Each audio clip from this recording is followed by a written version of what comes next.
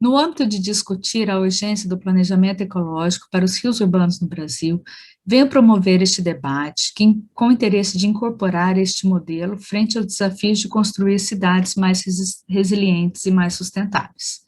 A relação entre a gestão das águas e do solo é um dos maiores desafios para cidades que visam garantir esse desenvolvimento sustentável. A inclusão do planejamento ecológico nos planos diretores municipais é uma importante estratégia que traz grandes benefícios para as cidades. Apesar de alguns especialistas afirmarem que o Brasil ainda está longe de conseguir uma cidade resiliente e sustentável. O planejamento ecológico, ele tem a função de proteger a diversidade ecológica com um desenho urbano que incorpora tanto a fauna como a flora local, a proteção dos recursos hídricos e a promoção de uma estabilidade climática, assim como a sua manutenção e preservação. Essas diretrizes dentro dos planos diretores são importantes ferramentas que são capazes da realização dessas reais mudanças na paisagem, assim como sensibilizar a sociedade e permitir uma maior participação neste quadro. Esse desafio é muito grande, pois existe uma grande fragilidade na implantação desses sistemas ecológicos, seja devido à carência de um envolvimento social, à falta de adesão dos governantes, ou mesmo pela dificuldade da implantação de uma infraestrutura verde. Os rios urbanos, eles são elementos muito importantes nas transformações dentro da paisagem urbana, pois eles sofreram muitas mudanças no decorrer das atividades econômicas e foram variando de acordo com a necessidade da população e do seu território.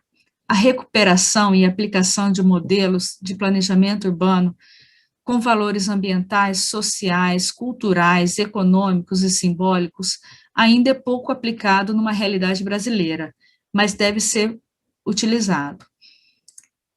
A implantação de corredores verdes é apenas uma das infraestruturas que podem ser utilizadas para a requalificação dos espaços ribeirinhos, com o propósito de promover a infraestrutura verde e trazer todos os seus benefícios. Ela tem múltiplas finalidades: a recreação, o lazer, a ecologia, a contemplação, a estética, assim como o resgate cultural e social dos espaços. O planejamento ecológico, ele é uma solução capaz de mitigar as questões da falta do espaço livre, o alto custo do solo, promoção da biodiversidade e induzir uma sustentabilidade local. Essa é uma ferramenta que aproxima as pessoas dos espaços, assim como das frentes ribeirinhas, que eram espaços que em muitos lugares ainda estão esquecidos. A inclusão dessa estratégia dentro de um planejamento ecológico ou dentro de um plano diretor municipal, eles devem estar contextualizados com as agendas urbanas, que permitem uma melhor exploração das soluções para essas áreas, assim como a utilização da natureza como solução e transformação desses espaços urbanos. Promover a biodiversidade, induzir a sustentabilidade e o planejamento ecológico devem ser entendidos como mais uma infraestrutura necessária para conectar as demais infraestruturas urbanas. E, como conclusão, se considerarmos o pensamento ecológico como elemento fundamental para o planejamento e gestão das cidades, vamos conseguir a inserção de políticas públicas e a valorização dos espaços verdes como parte estruturadora da malha urbana e adesão de novas estratégias, metas engajadas na transformação desses espaços e a transformação de cidades mais sustentáveis. Para isso, são necessárias diretrizes que melhoram o aproveitamento da vegetação, assim como planos urbanísticos ambientais que incorporem a natureza como solução para os problemas em relação à paisagem urbana, frente às inúmeras vantagens que ela podem trazer para a paisagem urbana. Aqui estão as referências que eu utilizei, e mais uma vez, obrigado.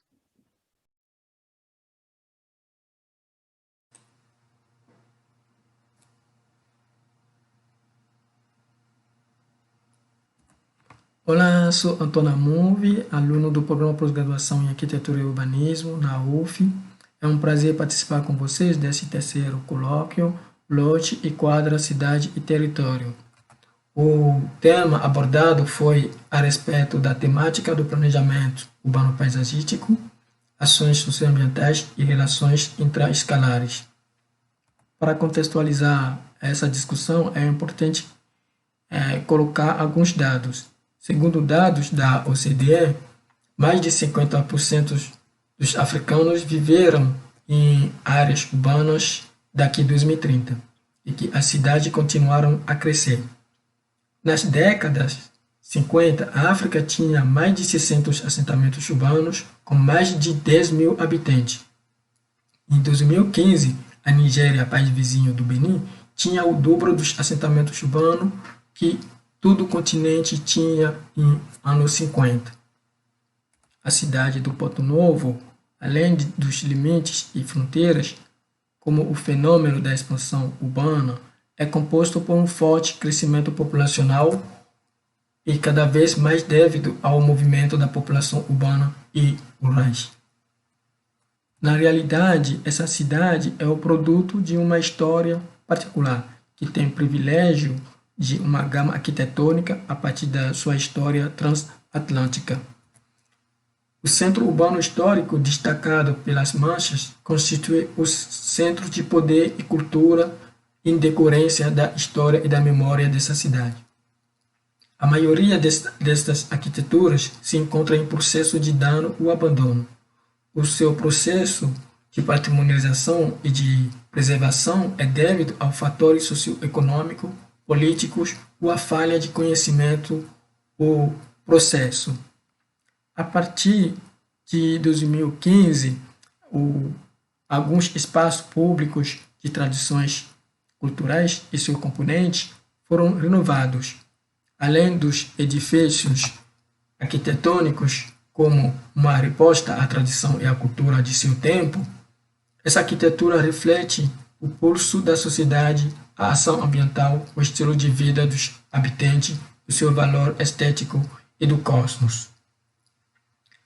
A questão da análise no espaço e no tempo se torna mais complexa pelas tendências atuais e passadas da urbanização, pela antecipação de tendência e níveis futuros de urbanização e suas condições de vidas urbanas, sujeitos a mudanças ambientais e outras.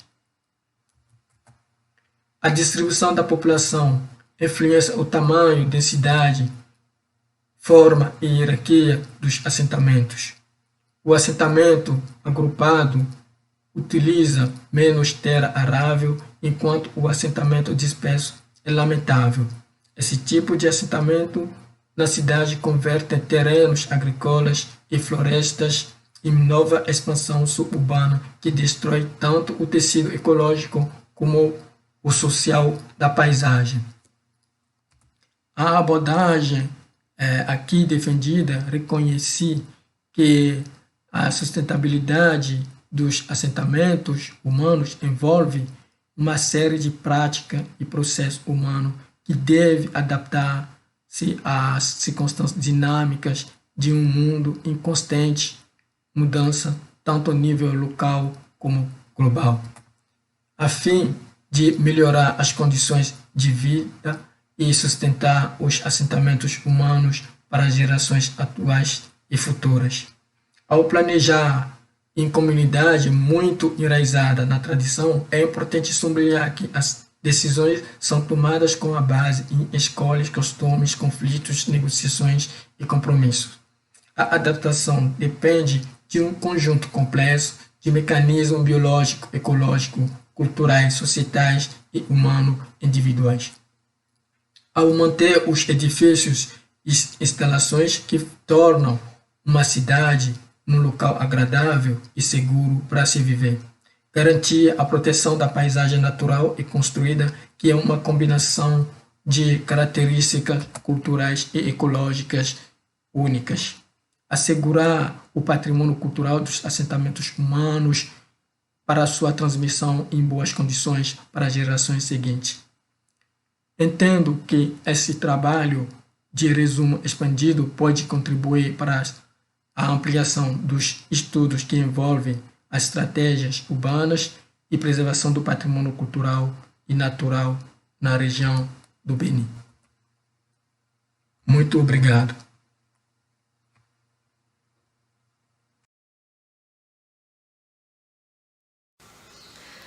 Olá, eu sou Bianca e eu vou falar sobre o meu trabalho, o potencial das soluções baseadas na natureza. As soluções baseadas na natureza, elas envolvem diversas camadas da urbanidade e do meio ambiente, com vistas a um novo modelo de equilíbrio urbano paisagístico. É uma solução em que tem como principal característica as diferentes escalas e o papel de mitigação dos impactos urbano-ambientais. O que seriam esses impactos urbano-ambientais?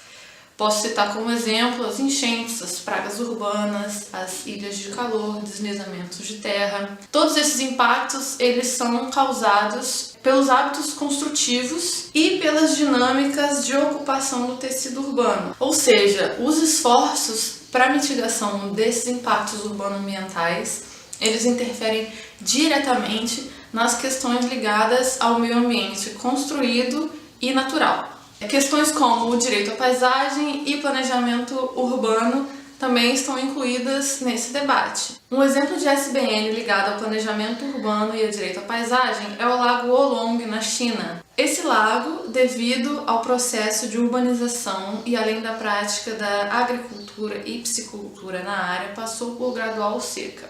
Em 2014, perdeu grande parte do seu volume. Esse lago prestava serviços ecossistêmicos para a região, ou seja, regulava clima, vegetação e fauna. O volume de água do Lago Wolong foi recuperado com a SPN implantada lá em 2018 através da reintrodução de fauna e flora local.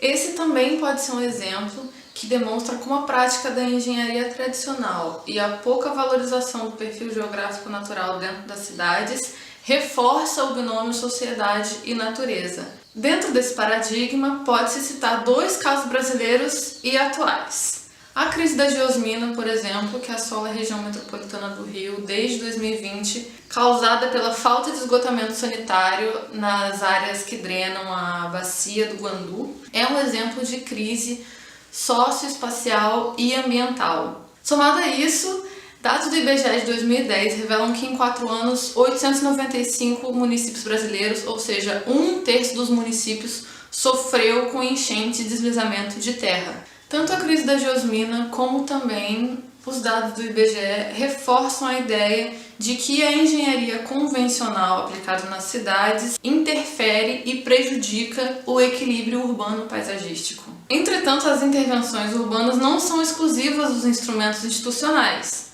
mas também do sistema viário, da desigualdade de renda, do mercado imobiliário. As SBN, elas reorientam o debate do desenvolvimento urbano sustentável, focando no cidadão, no desenvolvimento socioeconômico e nos princípios de governabilidade. Ou seja, sugerem alterações estruturais no ambiente construído. Essa alteração estrutural pode ser conseguida através da inclusão da comunidade.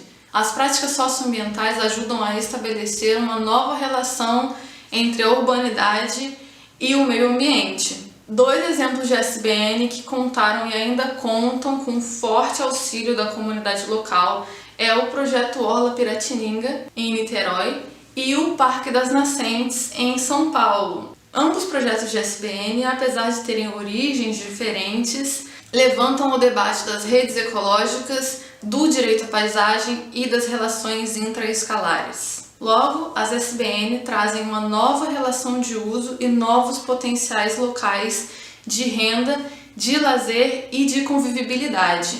Reúne demandas primárias da sociedade civil envolvida, condição ambientalmente equilibrada entre espaço construído e meio ambiente, e além de mitigação dos impactos urbano-ambientais, mesmo que em pequena escala. Essa foi uma breve explicação sobre as SBN. Obrigada pela atenção.